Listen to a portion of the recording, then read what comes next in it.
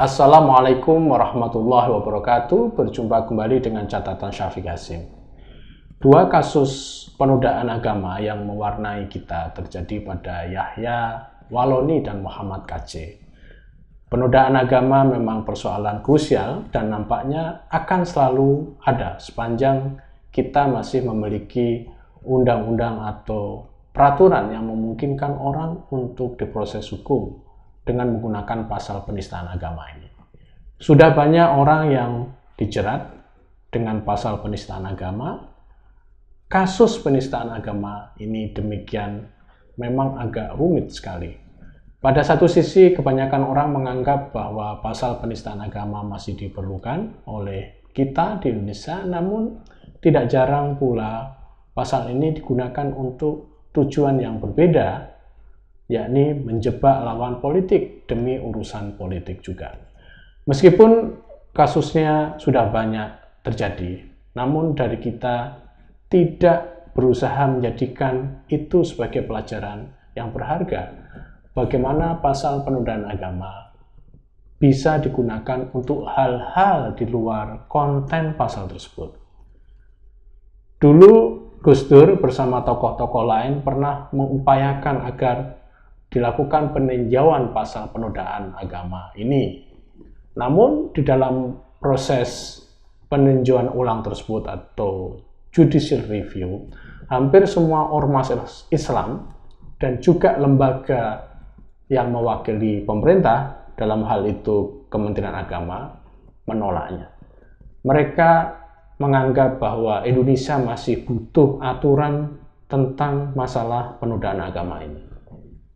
Justru jika tidak ada aturan, menurut mereka, maka toleransi dan harmoni antar umat beragama itu terganggu. Akhirnya Mahkamah Konstitusi mempertahankan penetapan Presiden Republik Indonesia nomor 1 PNPS tahun 1965 diberlakukan. Kini pasal penodaan agama juga masih banyak digunakan.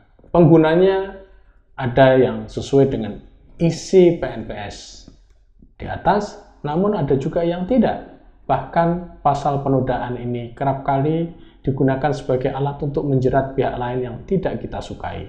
Misalnya karena beda sikap ideologi dan juga karena beda sikap politik.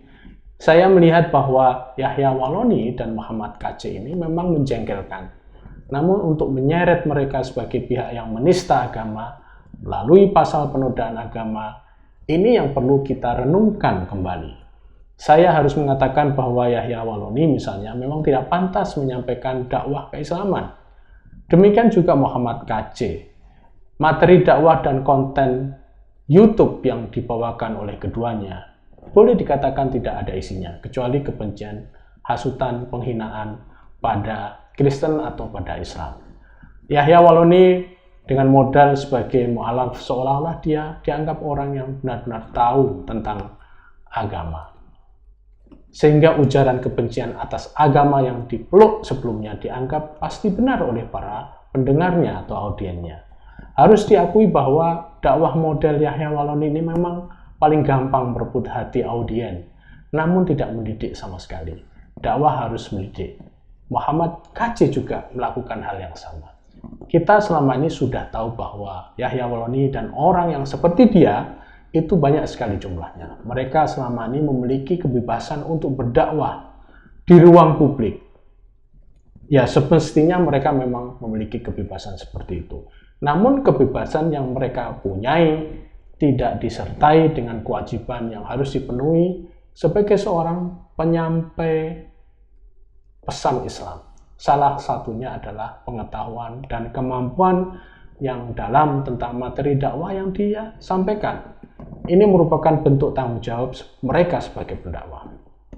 Para tokoh dan otoritas keagamaan, kaum ulama seperti Majelis Ulama Indonesia, selama ini juga banyak yang sudah mengetahui bahwa dakwah Yahya Waloni kerap melukai keyakinan pihak lain.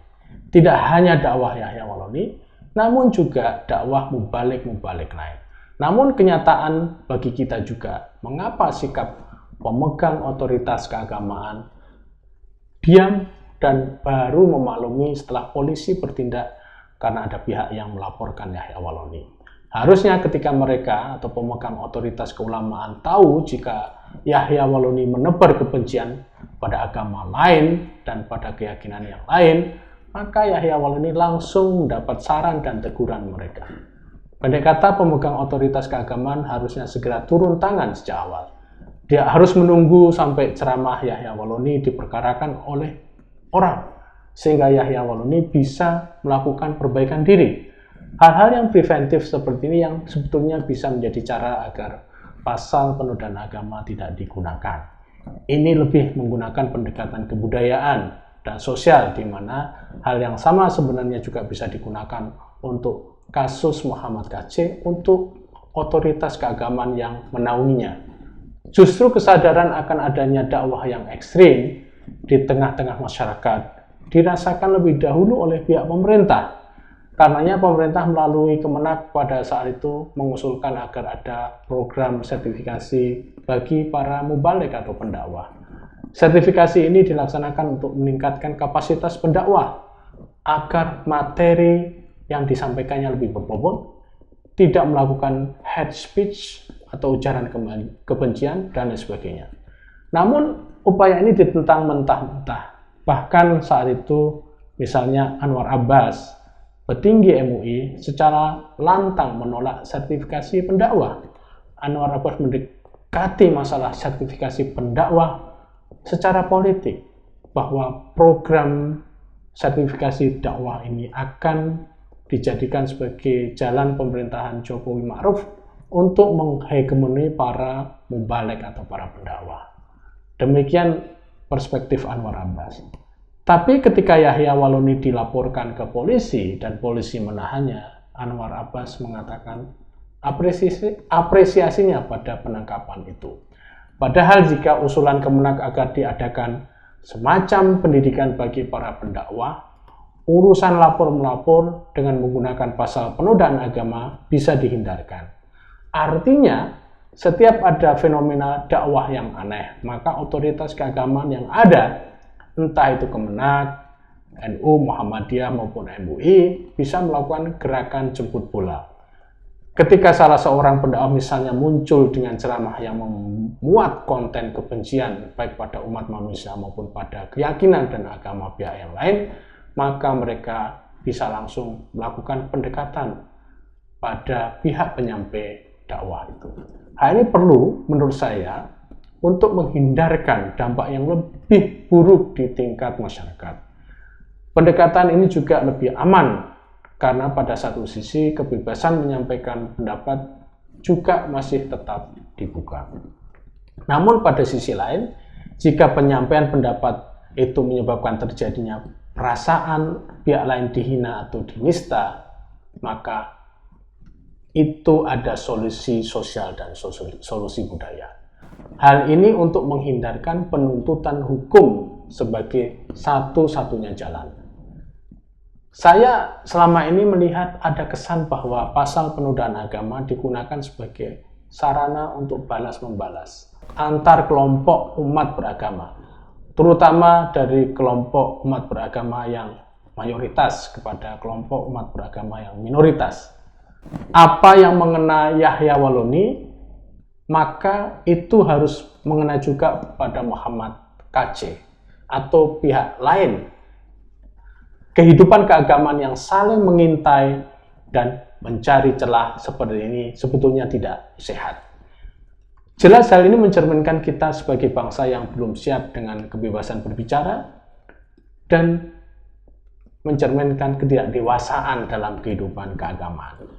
Sebagai catatan, kasus Yahya Waloni dan Muhammad KC sebenarnya bisa kita jadikan sebagai contoh yang kesekian kalinya, ya, bahwa kita perlu mengakhiri fenomena tuntut-menuntut dan saling incar serta balas yang menggunakan pasal penistaan agama.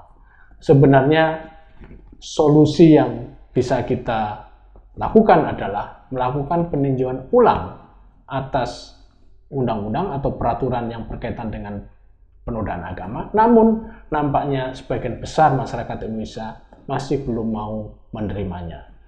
jika demikian halnya, maka harus ada mekanisme sosial dan budaya agar tuntut-menuntut yang menggunakan pasal penodaan agama itu tidak lagi terjadi. Demikian, wassalamualaikum warahmatullahi wabarakatuh.